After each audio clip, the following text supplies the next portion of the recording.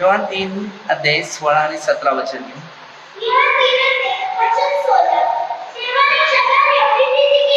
काय सांगते? देवाने जगावर एवढं प्रेम केलेलं आहे की त्याने एकुलता एक पुत्र दिला, अशासाठी की जो कोणी त्याच्यावर विश्वास ठेवतो त्याचा नाश न व्हावा, त्याला सार्वकालिक जीवन प्राप्त हो. आता परमेश्वराने जगावर एवढं प्रेम केलेलं होतं की त्याने एक पुत्र दुसऱ्यासाठी दिला. म्हणून परमेश्वराने आपल्या प्रत्येकांना असंच एक शिकवण दिली की आपण एक दुसऱ्यांना मदत करावी आणि एक दुसऱ्याची काळजी घ्यावी. अशा प्रकारे परमेश्वराने पृथ्वीवर एका पुत्राची तयारी केली. त्याला म्हणतात आपण प्रभू येशू ख्रिस्त. म्हणून योहान 1:12 जितके विश्वास ठेवतात त्याला देवाचे पुत्र असे म्हणतात. तर परमेश्वराने योहान 15:12 किंवा योहान 13:34 मध्ये हे दिले, जसं तुम्ही माझ्यावर प्रीती करा तर मी जशी प्रीती केली तशी तुम्ही एकमेकावर प्रीती करावी, ही माझी आज्ञा आहे. आता परमेश्वराने जगावर प्रेम केलेलं होतं. आता जगावर म्हटलं म्हणजे ते अनेक लोक आहेत. तर अनेक लोकांच्या बाबतीत परमेश्वराने त्याची काळजी घेतली की जे लोक पापामध्ये होते, घाणीत होते, नाशात होते, अशा लोकांना वाचवण्यासाठी प्रभू येशू ख्रिस्ताला या पृथ्वीवर पाठवलं. अशासाठी की प्रभू येशूच्या द्वारे पापामध्ये पडलेले लोक त्याच्याद्वारे सुटावे आणि तो त्यांच्यामध्ये पडला. आपण एखाद्या व्यक्तीविषयी दोघांची कधी भांडण झालं, त्याच्यामध्ये जेव्हा आपण सोडायला जातो तेव्हा ते समोरची व्यक्ती आपल्याला सांगते आमच्या दोघांचं चाललेलं आहे, तू मध्ये कशाला पडतो.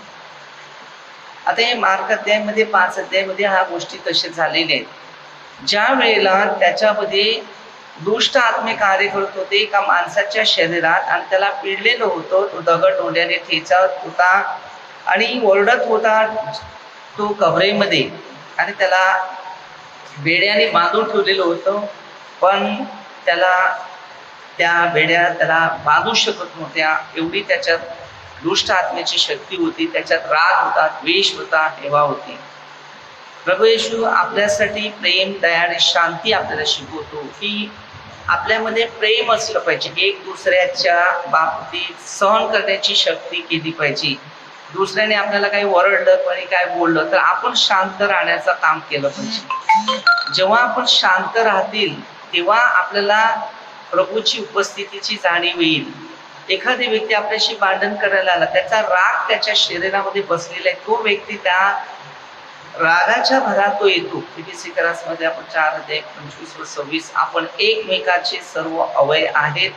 पण प्रभू सांगतो रागावा आपण पाप करू नका. आपल्या मनामध्ये परमेश्वराचं जे योजना आहे ती अलग असतात आणि आपल्यामध्ये दुष्ट आत्म्याची योजना अलग असतात. दुष्ट आत्मा आपल्याला काय करतो? राग, द्वेष, हेवा धरून ठेवतो. पवित्र आत्मा आपल्याला काय शिकवतो? क्षमा, दया आणि प्रेम. आता मध्ये 6:14-15 वचनामध्ये दिलेले आहे, तुझ्या अपराध कोण करणार आहे त्याला तू क्षमा कर.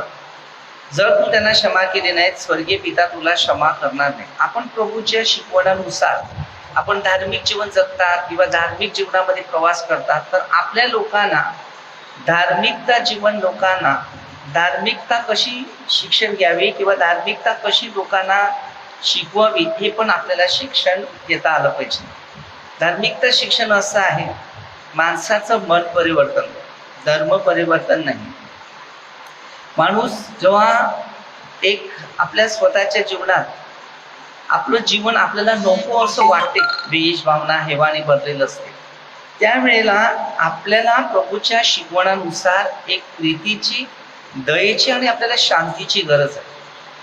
म्हणजे आपण परमेश्वराला आपलं जीवन दिल्यावर परमेश्वराची जी शांती आहे ती आपल्याला मिळते. 14:27 प्रभू येशूची शांती कशी आहे. आता जर ही शांती तुम्हाला प्रभूच्या द्वारे घेतली किंवा प्रभूच्या वचनाने आपल्या शांतीचा अनुभव आणला तर परमेश्वर आपल्याला त्याची शिकवण देतो. ते म्हणजे पाप न करणं, चोरी न करणं, खोटं ना बोलणं. आता योहान 8:44 खोटं बोलणारा येशूच्या वैऱ्याचा माणूस बनतो. योहान 8:32 सत्य बोलेल, सत्यच मला बंधनातून मुक्त करेल. तुमचे सत्य समजेल ते तुम्हाला बंधनातून मुक्त करेल. योहान 8:32 मध्ये. योहान 14:6 मध्ये प्रभू येशू सांगतो, मार्ग सत्य जीवन मीच आहे. आता परमेश्वराने आपल्याला एक पुत्र दिलेला होता, म्हणजे येशू प्रभू. रोमकरास 10:9. येशू प्रभू असं तू मुखाने कबूल करशील, अंतःकरणात विश्वास ठेवशील, तेव्हा तुझं तारण आहे. तर त्यावेळेला प्रभूचे नाव घेण्यासाठी त्यांना शिक्षा होती, दंड होती. पण लोकांनी फक्त अधिकारी जे लोक असतात त्यांनीच त्याचं नाव घ्यायचं, बाकी कोणी नाव घ्यायचं नाही. असं त्या काळामध्ये लोक एक दुसऱ्याला शिकवत होते. म्हणजे ते मोठी महान व्यक्ती आहेत, त्यावेळेला तुम्ही त्यांचं नाव नाही घ्यायचं. ते नाव मोठ्या लोकांनीच फक्त त्यांची नावं घ्यायची. पण लोकांचा दृष्टिकोन वेगळा होता. नाव म्हणजे कसं होतं की परमेश्वर हा तो एक जीवन देणारा, मनुष्याचं जीवन परिवर्तन करणार. तर ह्यांच्या बाबतीत आपलं शरीर कसं पवित्र बनावं, कसं अभिषेक बनावं, कसं शांती बनावं, हे प्रभूच्या शिक्षणानुसार त्यांनी आपल्या प्रेषित किंवा शिष्य होते त्यांना शिकवलं की तुम्ही जाऊन त्यांना सुवार्थेची गोष्ट. पण जेव्हा त्यांनी नावं घेतली ना, मग जेव्हा त्यांच्या नावाने चमत्कार व्हायला, आपण प्रेषित 5 अध्यायामध्ये जर वाचलं तिकडे आपल्याला कळेल काय चमत्कार झाले. प्रेषित 30 अध्यायामध्ये काय बघितलं तर प्रेषितांनी काय काय चमत्कार केले. मग ते 10 अध्यायामध्ये कसे चमत्कार केले, 10 अध्यायामध्ये कसे चमत्कार केले. तर प्रभू येशूने जसे चमत्कार केले तशा प्रकारे चमत्कार करणारे शिष्यांना पण त्यांनी ते शिक्षण दिलं. आणि मध्य 28 अध्याय 19-20 वर्षांना आपल्याला काय शिक्षण दिलं, पिता कोण होता, पुत्र कोण होता, पवित्र आत्मा कोण होता, हे शिक्षण. पिता हा पूर्वीच्या काळातला होता, पुत्र हा नव्या करारातला होता, आणि पवित्र आत्मा हा नव्या करारात लोकांना मदतगार करणार, मार्गदर्शक. तर हे जे पवित्र आत्म्याविषयीचं जे शिकवण लोकांसाठी जे होतं ते शिक्षण लोकांनी घेतलं तेव्हा त्यांना कळायला लागलं की पवित्रता. मग आपण जसं चांगलं करत गेलो मग ते 5:16, तेव्हा चांगलं करणाऱ्यांना परमेश्वराचे कृपा आशीर्वाद मिळाला. म्हणून मग ते 5:16 तुमची सत्कर्म पाहून देवाचे आपल्याकडून गौरव होतात. आता एफेसियन्स 5:16 त्याने काय सांगितलं, तुम्ही वेळेचा सदुपयोग कर, दिवस वाईट आलेले आहेत. आता वेळेचा सदुपयोग म्हणजे वेळ जेव्हा मिळते ना तेव्हा चांगल्या उपयोगासाठी त्याचा वापर कर, वाईटासाठी नाही. आता आपल्याला भरपूर या काळामध्ये एशिया 26:20-21 मध्ये दिलेले झपाटा आला, त्यामुळे लोक घरामध्ये बसले, हे का नाही. तर त्यामुळे आपल्याला या गोष्टी शिकायचं आहे आणि ह्याच्यातून आपण परमेश्वराचं राज्य घ्यायचं आहे. त्यावेळेला आपण देवाबरोबर सरळ भाषेत उपयोग करून घ्यायचा आहे, म्हणजे प्रार्थनेचा. आणि प्रार्थना कशी केली पाहिजे, तुमच्या जीवनात जे काही चुका झालेल्या आहेत पहिल्या प्रथम मन साफ करणं, मग ते 5:8 अंतःकरण शुद्ध ते धन्य देवाला. आता तो कोणी देवाला पाहू शकत नाही. पूर्वी प्रार्थनेमध्ये आराधनामध्ये सहभाग घेत असताना माणसाला दर्शन यायची, प्रकटीकरण यायचं, देवाची उपस्थिती काय होती ती यायची, देवाची शांती काय यायची. पण जेव्हा हे ज्या लोकांकडे ती होती शांती त्या लोकांनी तुम्हाला दिली, जसं योहान 14:27 मध्ये येशू ख्रिस्ताने आपल्या शिष्याला शांती दिलेली होती ना. ही शांती जशी प्रार्थना करायला जातात तेव्हा तिथे ती शांती येते, आणि त्या प्रार्थनेच्या द्वारे त्या शांतीने माणसाला उत्साह निर्माण होतो, म्हणजे ताकद निर्माण होते. तेव्हा ती जी प्रार्थना होती ती माणसाची कमी झाली. बरंच बायबलमध्ये लिहिलेलं आहे त्या गोष्टीविषयी. माणसाचा उत्साह आनंद हा एकदम दगळलेला आहे, म्हणजे रोखलेला आहे, संपलेला आहे. तर आपल्या प्रत्येकामध्ये देवाचं जे जीवन आहे ते शिक्षण आपल्या प्रत्येकाला घ्यायचं आहे. मग आता तुम्ही पवित्र आत्म्याबरोबर एक नातं जोडतो तेव्हा पवित्र आत्मा तुमच्यामध्ये कार्य करायला एक आनंदाच्या द्वारे किंवा एक शांतीच्या द्वारे तुमचं जीवन बनवत असते. हालेलुया. म्हणून एशियामध्ये आपण 24 अध्याय 1-6 वचनमध्ये जर त्याच्यात वाचलं, त्यानंतर त्या 24 अध्यायामध्ये 8 पासून पुढे जर वाचलं तर तुम्हाला त्याच्यात येईल प्रत्येक घर बंद पडले. आता सगळी घरं पण बंद पडलेले, व्यवहार पण बंद झालेले आहे. 1 ते 6 मध्ये दिलेले लेनदेन बंद पडले का? की देवाची जी शिकवण होतं ना, त्या शिक्षणाप्रमाणे लोकांनी ऐकलं नाही. म्हणून आज मध्ये एक अध्यायमध्ये तुम्ही वाचता की सगळं बंधनं आली. त्याच्यामध्ये आमोसमध्ये आपण 8 पासून वाचता की कसं शेवटला बंधनं आली. सगळी मंदिराची गाणी पण बंद झाली. इर्मियामध्ये 7 अध्याय आपण शेवटला काय सुरू झाले 32 ते 34 पर्यंत. त्याच्यानंतर आपण 7 अध्याय वाचतो, त्याच्यात आपल्याला अनुभव येतात. 13 अध्याय वाचलं तर तुम्हाला त्याच्यात अनुभव येईल. तर बायबल इर्मियामध्ये या गोष्टी शिकायला मिळाल्या. एचकेएल मध्ये दिलेलं आहे. एचकेएल मध्ये आपण वाचतो की 18 ते 21 पासून पुढे दिलेलं आहे. 24 अध्याय त्याच्यामध्ये आपण वाचतो, त्याच्यामध्ये दिलेल्या आहे सर्व गोष्टी. आता हे जे काय आहे, आता 24 मध्ये आपल्या परिस्थितीमध्ये सगळे गुण काय दिलेले आहेत. पण एशिया 13-11 मध्ये सांगते माणसाचं दिमाग पण बंद झालंय. म्हणजे लोक काम नाही करत. म्हणजे पवित्र शास्त्र जे आहे हे शिक्षण मनुष्यासाठी खूप महत्वाचं आहे. पण ज्यांनी हे शिक्षण पवित्र आत्म्याबरोबर आपलं जीवन जगून ते घेतलेलं नाही, म्हणून त्याला पवित्र आत्मा मिळालेला नाही. आज देवाचं क्रोध जो आहे तो कशासाठी आले की लोकांनी जिवंत देवाचे हात सोडले आणि मानवाची निर्मिती, मूर्तीपूजा त्याचे हात पकडले. तेव्हा ते हात आता देवापर्यंत पोचत ना, कोणत्या मंदिरापर्यंत पोचत. म्हणून देवाची जी सुवार्ता आहे ती तोंडाद्वारे होते. म्हणजे 5:2 पासून त्यांनी तोंड उघडून लोकांना शिकवत होते आणि त्या शिक्षणाद्वारे लोकांचं शिक्षण होत होतं. आज अनेक लोक जर बघितलं शिक्षण देतात, पण ते कसलं शिक्षण देतात? हार, मेणबत्त्या, अगरबत्ती, नारळ वगैरे असं. आता ती मूर्तीकडे देऊन मूर्ती काही खाते का? पाहुण्याला काहीतरी घेऊन जातात. आता आपल्याकडे समजा एक नारळ आहे, पाहुण्याला ग्लासात नारळ फोडून त्याला पाणी देतात आणि ते पितात. पण देवाला फोडायचं असेल तर खाली नेऊन फोडतात. म्हणजे आपण विचार करा, कोण असा मनुष्य आहे की देवाचा सरळ आपण असा अपमान करू शकतो? आता हे कोणी आपल्याला शिकवलं नव्हतं ना. त्यामुळे आपण शिक्षण कसं घेतलं की देवाला जमिनीवर फोडून द्यायचं आणि तू खान येथे ठेव, मी चालला. प्रार्थना केली मी, पण प्रार्थना कशी केली? देवाने माझा स्वीकार केला का? देवाने मी जशी प्रार्थना केली आणि मी अर्पण केलं ते पोचलं का ना पोचलं, हे पण शिका.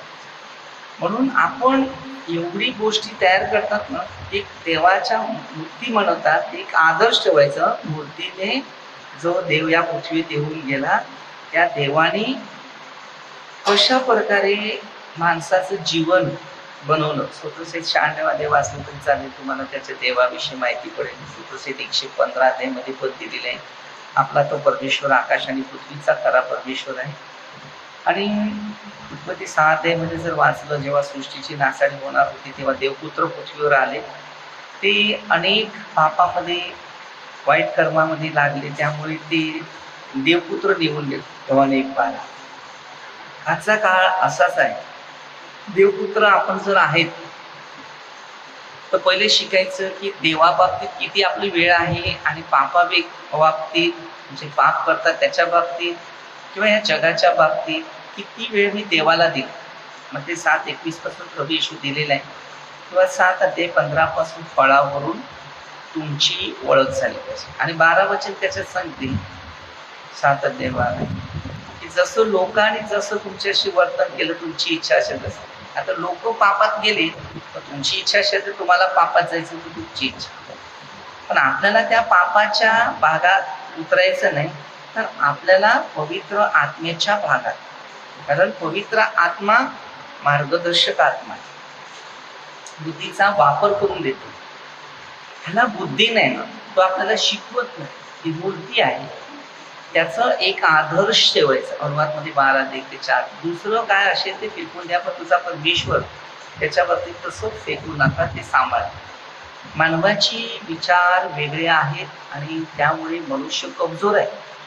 आपण गणितग्रस पहिल्या पत्रात 10-20 किंवा मूर्तीपूजा परस्त्री म्हणजे येशूला न ओळखणारं, म्हणजे मूर्तीला ओळखणार.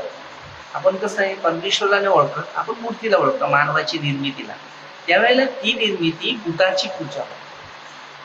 प्रकटीकरणामध्ये तुम्ही 9 अध्याय 20-21 वचन वाचलं, त्याच्यामध्ये पण तुम्हाला कळेल. कारण आम्ही पूर्वी हेच करत होतो, मूर्तीपूजा. आता आपण बघितलं, एक वेलंकरची आहे, त्या वेलंकरणीची मूर्ती ठेवली, ही देव आहे. ती आदर्श ठेवा, ती आई आपल्या जगासाठी दिलेली.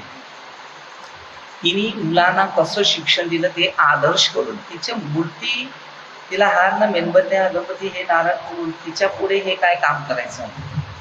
कारण आमच्या घरामध्ये जुनं घर जिथे मी बांधलेलं त्याच्या भाऊ राहतो. आता ते घरामध्ये तिथे पहिले मी अशी रिवाज बनवलेली, ती 10,000ची बनवली. मला माहिती नव्हतं की देव आपले लोकच करतात तसे मी पण करतो. तर त्या मूर्तीकडे ना लोक नारळ आणून ठेवायची, हार आणायची, मेणबत्त्या आणायच्या, अगरबत्त्या आणायची देवाला. तर मी पवित्र शास्त्राची वाचन सुरू केलं. बायबलमध्ये काय आहे, बायबल नव्हतं माहिती, त्यामुळे आपल्याला काहीच कळत. ज्याने बायबल नाही वाचलं तत्पर्यंत तो त्याच रस्त्यात राहील. पेत्राच्या पत्रात 2:22 हालत खराब होईल किंवा नीतिसूत्रामध्ये 26-17 त्याच्याप्रमाणे ती परिस्थिती होईल. ही जी शिकवण आहे ते आपल्याला प्रभूच्या द्वारे शिकायला. मग मी बायबलमध्ये वाचल्यानंतर जसं बायबलमध्ये वाढत गेलं, प्रार्थनेत वाढत गेलं, प्रार्थनेत सहवासात राहिलं, प्रभूच्या सानिध्यात राहिलो, जास्त वेळ देवाबरोबर बोलभाषणा सुरू, एकांत राहायचं, रूम बंद करायचा, किती तासपर्यंत रूमच्या बाहेर न उठायचं ना, पंखा लावायचा, काय नाही. कोण भेटायला आला तर त्यांना भेटायचं, मला देवाला भेटायचं. आणि अशा प्रकारे मी दानती घेतली माझ्या शरीरामध्ये. नंतर मला कळायला लागलं ही मूर्ती पूजा आहे, याला हार नाही लावायचं, याला मेणबत्त्या नाही लावायच्या, याला अगरबत्त्या नाही लावायच्या. त्यापेक्षा तुम्ही एका गरीबाला द्या, ते गरीबाला दिलं, ते मला दिलं जाईल. ते 25 अध्यायामध्ये 32% पर्यंत पुढे दिलेलं आहे. अशा प्रकारे मी बायबलच्या आधारित गोष्टी शिकायला लागलो. ते सगळं बंद केलं. लोकांना नारळ आणायची बंद केली, नारळ फोडायचे. काही ठिकाणी असं लोकांची श्रद्धा होती की एक ठिकाणी नारळ ठेवायची आणि ते नारळ बऱ्याच टाइम तिकडे उत्पन्न ठेवायचे, की अशासाठी की ते नारळ जे आहेत ते फुटले का चमत्कार झाला, हा माझी प्रार्थना ऐकली, असा ते विश्वास ठेवत होते. पण ते तसं काही नाही. आपल्या ठिकाणी नाही, पण काही ठिकाणी ते लोक येऊन सांगायचे ती माऊली छान प्रसन्न आहे, तिकडे गेले का नारळ फुटतात, इच्छा पुऱ्या होतात. मी सांगितलं मूर्तीपूजा ही देवाच्या विरुद्धाच्या गोष्टी आहेत, हे चुकीचं आहे. मग प्रभूकडे मी प्रार्थना केली की प्रभू इकडे एवढा चमत्कार करते, मग आपल्या इकडे का चमत्कार करत नाही. मग काही देवादेवामध्ये पण भेदभाव आहे का. तर प्रभूने मला सांगितलं की उन्हाच्या कडक उन्हाने इथे ऊन जास्त आहे आणि त्या उन्हामुळे त्याच्या पाण्याचा जो क्यास आहे ते गरम होते. त्यावेळेला पाण्याने ते नारळ आहेत ते क्रॅप होतात, कारण त्याला ऊन लागते, कडक लागते. तुला जर वाटत असेल ते एक नारळ सोकल आणि व्यवस्थित कौलावर आणून ठेव, नारळ फुटला नाही तर मला सांग. मी प्रभूला धन्यवाद दिला. हरिया. तर ही अशी आहे. तर ती काही लोक आपल्याला शिकायचं आहे की याच्यामध्ये मध्ये 7:15 वचन दिले. प्रत्येक आत्म्यात असा आहे की योहानाच्या पहिल्या पत्रामध्ये आत्म्याचे आपण पारख करायचे, आत्मा देवापासून आहे की नाही. तर एक दिवस एक ब्रदर होते, मी एका घरी गेलो, त्यांच्या जोडीला गेलो. की पूर्वीच्या काळामध्ये लोक ब्रदरांना जास्त किंमत देत होते आणि त्यांना बोलून प्रार्थना करायचे. मग ते सांगायचे तुमच्या घरात काहीतरी आहे, असं आहे, तसं आहे. तर अशा ठिकाणी एक वेळेला एका ब्रदरने एका घरी, मी त्याला स्वतः घेऊन गेलो, त्याच्या घरात काय अशुद्ध आत्मे. तर बरेच असे लोकांमध्ये चुका निर्माण झाल्या की बायबलमध्ये वेगळं आहे आणि माणसामध्ये वेगळं आहे. तेव्हा मी बायबलमध्ये जास्त वाचत नव्हता. मी फक्त प्रार्थना करायचा, प्रार्थनेला जायचा, प्रार्थना घ्यायचा, डोक्यात ठेवायचं, तेवढंच काम करायचं. कोणाशी बोलायचं नाही, कोणाशी सहवास ठेवायचा नाही, काय नाही. तर अशा ठिकाणी एक दिवस त्या ब्रदरांबरोबर मी पण गेलो. मला कोणीतरी सांगितलं या ब्रदराला चांगलं दान आहे, त्याच्याबरोबर जाऊ. आणि मला एक सवय होती लोकांबरोबर फिरायचं आणि थोडी ज्ञान घ्यायचं, हे शिक्षण होतं. वाईट कर्माकडे कोणाकडे शिक्षणाकडे मी पोचलो नाही, आणि जे वाईट करत असेल त्यांच्याशी कधी सहवास ठेवला नाही, स्वतःचे ते इकडून काम. तर परमेश्वराचं जे शिकवण आहे तशी संगत मी हळूहळू प्रभूच्या सानिध्यात राहत राहिलो. तर ती एका घरी तिकडे प्रार्थनेसाठी मी त्यांना घेऊन गेलो. तर तू कसं होतो, तिकडे गाडी जरा माती होती, नरम माती होती, तिथे गाडी स्टँडवर ठेवली. तर ती गाडी माती स्टँडवर ठेवल्यामुळे ती माती नरम आहे थोडीशी, त्यामुळे ती गाडीचं लोड जास्त झाला, ती गाडी पडली. ते आणि सांगितलं मला पहिलेच सांगायला पाहिजे होतं की अमुक ठिकाणीपर्यंत गाव आहे, 1 किलोमीटर पर्यंत शैतान आपल्याला पहिला पकडून ठेवतो. शैतानाला सर्व ग्रहण गोष्टी माहिती आहेत. आपल्या अंतःकरणाचा जो घुसलेला आहे तो त्याला कळते सगळं काय. तुम्ही घरात असले ना, तुम्ही घराच्या बाहेर उतरता, काय करता, कुठे चालले ते पण त्याला कळतात. जसं परमेश्वराला माहिती आहे तसं त्याने आपल्यावर कब्जा केलेला आहे ना, तर त्याला माहिती आहे तो कुठे चालला ना, काय करतो. तो त्याला आपण पाप जतपर्यंत काढत नाही तत्पर्यंत पापात म्हणतो. हा माणूस असा काय बोलतो, आणि ते माझी गाडी पडली तिकडे, असं तू सांगायला पाहिजे होतं, भूत प्रेत हा हे आहे. तर नंतर प्रार्थना केली का तिकडून झाले, सांगते बघतो. आता आपण एक नारळ आणा, त्याने एक नारळ मागवला, नारळ घेतला, हातावर ठेवला का तो नारळ हळूच कर उभा झाला. त्या घरामध्ये काहीतरी आहेच. तर घरात काहीतरी आहे, नारळ उभा झाला. अरे काय चमत्कार आहे. विचार केला मी, हेराट झाला, नारळ उभं कसं हातावर झालं. मी आलो, घरी आलो, खूप विश्वासाने मी माझ्या घरी पण साक्षी सांगितली. आम्ही अमुकाच्या घरी प्रार्थनेला गेलो, त्यांनी ते ब्रदराने हातावर नारळ उभा केला, असं तसं. तो सांगते इथे भूत आहे, तिथे भूत आहे. एका बाई, दुसरीकडे ते म्हातारी बाई, तिकडे सांगते ही बाई भूती आहे, तिच्या डोक्यावर आठवलं, प्रार्थना केलं, ते भूती आहे. अरे येशू ख्रिस्ताने बरं भूत काढली, तर भूती आहे असं सांगितलं नाही. मी तर बायबलच्या डोक्यात अनेक विचार आणले. मार्कमध्ये 5व्या अध्यायामध्ये सुमारे 2000 आत्मी याच्यामध्ये 13 वचनामध्ये दिलेले आहेत, डुकरात शिरलेले. ते अशुद्ध आत्मे तर प्रभू येशूने काढलेले आहेत, आणि ती भूती आहे, ती भूती आहे. बायबलमध्ये दिले विधवा बाईचं कैवारी घ्या, काळजी घ्या, आणि विधवा बाईला भूती सांगतात, तिने नवरा खाला, हे केलं.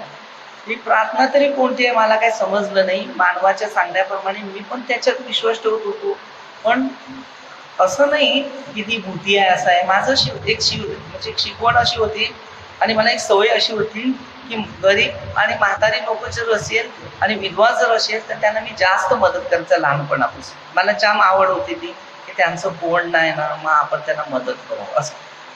तर एक दिवस मी निर्णय घेतला या माणसापासून दूर व्हायचं. मी दूर झालो, मग घरात बसलो, एकांत प्रार्थना केलं ना, प्रभूला सांगितलं मला फक्त याचा अर्थ मला पाहिजे. हा नारळ कसा उभा राहील, मला पण हे करायचं. हा चमत्कार मी पण कर, कारण प्रभूने सांगितले ना, जो माझ्यावर विश्वास ठेवतो त्याच्यापेक्षा मोठी चमत्कार करतो. 14:12. मग मी पण चमत्कार करू शकते का, तो करू शकतो तर मी का करू शकत नाही. मग मी निर्णय घेतला, बघूया. तर हातावर नारळ ठेवला, आपला हात कापते बघा. हे कोणी लक्षात ठेवा, नारळ पाहिजे माझ्या हाताकडे नाही मिळत असता तर मी तुम्हाला आताच दाखवलं असतं. खाली घ्या, नंतर मी मला नारळाची स्टोरी सांगितली. तर अशी काही लोक आहेत. तर तिकडे मी गेलो का, आणि त्याच्यानंतर ते प्रार्थना सगळी त्याची सोडली. तर हे मुलीला करणी केली, ह्याला करणी केली, त्यांना सगळी करणीवाळेच येतात, येशूच्या मागे येणारे नाही. आणि बरेचसे अनुभव मी हे केलेले. मग मी माझ्या प्रार्थनेमध्ये सहभाग घेतला, प्रार्थना केली, देवाला सांगितलं मला फक्त तुमचं राज्य काय आहे ना ती मला दाखवा, की मी तुमची प्रार्थना करतो, म्हणजे मला तुमची सुवार्ता गाजवायची. मी पापी आहे, माझ्या पापांची मला क्षमा कर, मला तुमच्यासारखं चांगलं जीवन जगायचं आहे, आणि मला पवित्रतात राहायचंय, मला पापात नाही राहायचं. कारण माझ्यामुळे तुम्हाला पण त्रास होतो, मी पाप केलं तर मला पण त्रास होतो, आणि मी पाप करणार, तुम्हाला फटके लागतात, मला बरं वाटणार, मी बरोबर जाईल, पण परत माझी जिंदगीमध्ये परत आत्मी पाप करायला लावणार, शैतानी कार्य करणार, मी पापात पडत जाणार. अशा प्रकारे हे जीवन आहे. मग प्रभू मला, मी सांगितलं प्रभू मला तुमच्या कृपेमध्ये मला वाढू दे. मी प्रार्थना करून प्रभूने मला दाखवलं. सांगते नारळ आहे ना, तो असा हातावर ठेव आणि त्याला एक शेंडी असते, तर ती शेंडी वरती असल्यामुळे नारळ पाणी खाली असते. तर जरा हलवला ना असा, का तो नारळ परत आपल्या अंगावर पडतो, उभा राहतो. तर तो पडत नाही, तर तो हलवल्यावर उभा राहतो आणि उभा राहिल्यावर कळते की यो पाण्याचा प्रेशर आहे, पाण्यामुळे तो नारळ सरळ होतो. म्हणजे लोक फसवितात कसे. पहिल्या पत्रात 1 अध्याय 12 वचनामध्ये दिले, प्रत्येक आत्म्याची पारख करा, हा आत्मा देवापासून आहे की नाही. म्हणून मत्ती 7:21 मध्ये प्रभू येशू येईल तेव्हा आपल्या प्रत्येकाला अनाचार करण्यासाठी त्याला अनुभव देईल. हालेलुया. तर आपण हे बघूया, एक प्रयोग करू.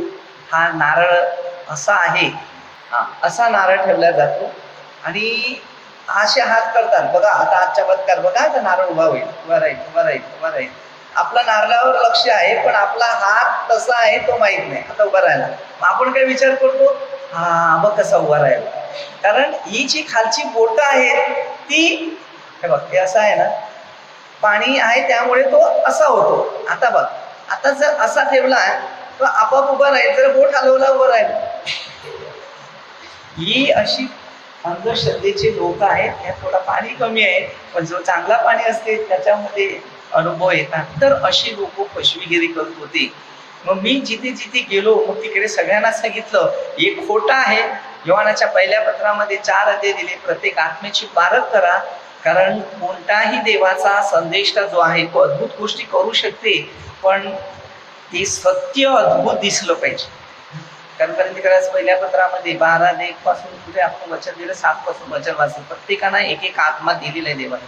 पण ही जी काही गोष्टी अशा आपण आहेत, तर तुम्ही स्वतः प्रयोग करून बघा तसं होते की नाही. आपला ऑलरेडी आपला हात कापते, असा हात सरळ ठेवला तर तो नारळ उभा राहिला, याच्यात पाणी आहे, ती शेंडी साफ करायला लागते पहिली. आता हे असं आहे, तर असा ठेवला तर हा बघा असा जरा हल्ला तर आपण उभं राहिला, त्याला काय टेन्शन. त्याला पाणी पाहिजे, त्याला पाणी नाही. आणि ते टोक आहे तर इकडे बोट एकदम पूर्ण शेंडी साफ केलं, त्याने ती साफ पण करून दिली. म्हणजे एखादा सांगितलं हे टोक सगळी काप करून टाका, कारण ही टोक असली तर होणार नाही. मी बघितलं हे काहीतरी गोंधळ आहे. प्रभूकडे जेव्हा प्रार्थना केली, आत्म्याची ओळख केली. प्रत्येक आत्म्याची पारख करा. कधी पण तुम्हाला सांगतो, तुमचा विश्वास, तुम्हाला तुमच्यामध्ये देवाचा आत्मा आहे, आमच्यामध्ये पण आत्मा तोच आहे. कारण देवाने आम्हाला अलग नाही केलं. उत्पत्ती 1:27, प्रत्येक मनुष्य देवाचा प्रतिरूप आहे. तो भले कोणी धर्माचा असू दे, तो तुम्ही सांगणार मी या धर्माचा त्या धर्माचा, तिथे बायबलमध्ये कुठल्या गोष्टीचा उल्लेख दिला नाही. आम्ही सर्व प्रत्येक मनुष्य देवाचे एक रूप आहे. आम्हाला आत्मा श्वास दिलाय, त्या एकानेच परमेश्वराने दिलाय. आत्मा गेला तर प्रेत आहे, आत्मा आहे तर नाव आहे. साधा सोपा हिसाब आहे. बाकी कोणाच्या मागे लागू नका आणि कोणाचा सहवास करू नका. फक्त तुम्ही वेळ देवाला द्या. तुम्ही 5:16 वचनच ते आहे, वेळेचा सदुपयोग करा, दिवस वाईट आहे. जो काम धंद्यावर जास्त इंटरेस्ट घेतो आणि देवावर कमी इंटरेस्ट घेतो, तर त्या लोकांनी परमेश्वरावर थोडं पहिले इंटरेस्ट घ्या आणि त्यानंतर तुमच्या कामाच्या, गरजेच्या, खाण्याच्या. पक्षी कुठे कामाला जातात, आपण सगळे मोहित आहेत. मत्ती 6:9 पासून मोह असतो, त्यामुळे आपण फसतो. मत्ती 6:25 पासून दिलेलं आहे 34 पर्यंत. आकाशांच्या पक्ष्यांकडे निरखून पहा, पेरणी नाही करत, कापणी नाही करत, काय नाही. आता जर प्रत्येक गोष्टी आपण देवाच्या शिकवणानुसार जर शिक्षित घेतील, तर नक्कीच आपल्याला देवाची ओळख होईल. मी पण तुमच्यासारखंच होतो आणि जगामध्ये उतरत होतो. आम्ही तर भरपूर पाप केलेले आहेत. आम्ही पापी आहोत म्हणून आम्हाला कळते की पापाचं वेतन मरण आणि प्रभू येशू ख्रिस्ताची कृपा, जीवनामध्ये शांती आहे. कारण रोमकरा 6 अध्यायामध्ये 23 वचनामध्ये दिले, माझ्यासाठी स्वतः प्रभू येशू ख्रिस्तावर बलिदान झालेलं आहे. मी माझं स्वतः दृष्टांत पाहिले नाही. अरे माझ्या पोटात छाती दुखत होतं, ते सुद्धा त्याने मला बरं केलेलं आहे. माझं जीवन आता त्यांच्यासाठी आणि मरण पण त्यांच्यासाठीच आहे. जगात प्रभूसाठी आणि मरा ते सुद्धा प्रभूसाठी. कारण बघा, आपल्याला पाप करतात ना, आपल्याला कळत नाही कधी कधी काय पाप होते. पण आपण जेव्हा चांगलं काम करतो तेव्हा आपल्या बाबाला बरं वाटते. स्वर्गीय बाप, पृथ्वीत ते भरपूर बाप आलेले आहेत. त्या पृथ्वीच्या बाबाकडे जास्त लक्ष देऊ नका. स्वर्गीय बाप जे मते 6:9 पासून शिकवले त्या बापाची प्रार्थना करा. तोच बाप तुमच्या सर्वांसाठी आहे. मनुष्य प्रत्येक देवाचं एक रूप आहे, प्रत्येक 27 मध्ये दिलेलं आहे. म्हणून मी मानवावर प्रेम करतो, धर्मावर प्रेम करतो, कर्मावर प्रेम करतो. माझी कर्म चांगली की माझी कर्म वाईट. मग जर माझी चांगली कर्म आहे मी त्याच्यावर प्रेम करू, वाईट कर्मावर मी प्रेम करणार नाही, कारण वाईट कर्म मला नरकात नेईल, चांगली कर्म मला स्वर्गात नेईल. परमेश्वराने जेव्हा 3:16 मध्ये परमेश्वराने जगावर प्रेम केलं तेव्हा तिथे जाती धर्म किंवा त्यांनी पापी लोकांवर प्रेम केलं. पापी लोक होते त्यांना वाचवण्यासाठी तो आला आणि पापातून बाहेर काढून त्यांना स्वर्ग राज्यामध्ये जागा दिली. मग आपलं जीवन हेच आहे, जो पाप करतो ना त्याला जवळ करायचं काम करा, त्याला बाहेर काढायचं काम करू नका. पापी लोकांना प्रेम द्या, दया द्या, शांती द्या, आनंद द्या, प्रभूच्या आज्ञाचं पालन करा, तेव्हा परमेश्वर आपल्याला आज्ञा देईल. आणि आपलं सगळ्यावर प्रीती केलं पाहिजे. जो तो चुका करतो, तो खोटं करतो, आपण त्याची निंदा करतात. मग ते 7 कोणाची द्वेष करायचे नाही, निंदा करायचे नाही. लोक करत दुसऱ्याचा तिसरे मानवा, दुसऱ्यांना दोष देणारा तू पण तेच कर. तर रोम करत दुसरा अध्याय जर वाचलं ना तुम्ही, त्याच्यात अख्खा आपल्या दोषी कसे आहेत, दोष करणारे कोण आहेत, कसे आहेत याच्याविषयी सगळं दिलेलं. मला कोणा ब्रदरांची निंदा करायची गरज नाही, मी पापी आहे, मला कोणाचा द्वेष करायचा नाही. पण काही खोटं करतात आणि असं लोकांना शिकवतात की ह्याच्यात देव आहे, असा आहे, तुमच्या घरात भूत आहे, हे आहे, ते आहे. भूत आपल्या अंतःकरणातच आहे, कोणाच्या घरात भूत नसतात, आपल्या अंतःकरणाच्या घरात असतात. स्तोत्रसेत मध्ये 118:26 वचनामध्ये मी परमेश्वराच्या घरातून तुम्हाला मी आशीर्वाद देईन. करंदीकरास पहिल्या पत्र 3:16-17 हे खरं परमेश्वराचं घर आहे. आपण मानतात ते घर नाही, त्या घरामध्ये कधी भूत प्रेत नाही. त्या घरामध्ये आपली पाप आहेत, ती आहेत. आपण खोटं बोलतो, चोरी करतो, ती जमा होतात, ते तिकडे असतात. तर तिथे भूत नसते. हे भूत आपण आपल्या मनामध्ये फक्त ठेवतो की मग आपल्याला एखादे कोणी सांगितलं विश्वास त्याच्या राहतो आणि हे भूत आहे त्याच्यामध्ये आपलं जीवन घालून नाही. परमेश्वराने आपल्या सर्व मानवाला प्रेम दिलेलं आहे. आणि एक नाही, भूत असते ना ते माणसाच्या शरीरात शिरते. रोमकरा 7:15 पासून दिले, मी काय करतो मला कळत नाही, माझ्यामध्ये असलेलं पाप. पाप हेच भूत आहे. पाप जेव्हा आपल्या शरीरातनं निघते तेव्हा आपल्या शरीरातला आनंद तयार होतो.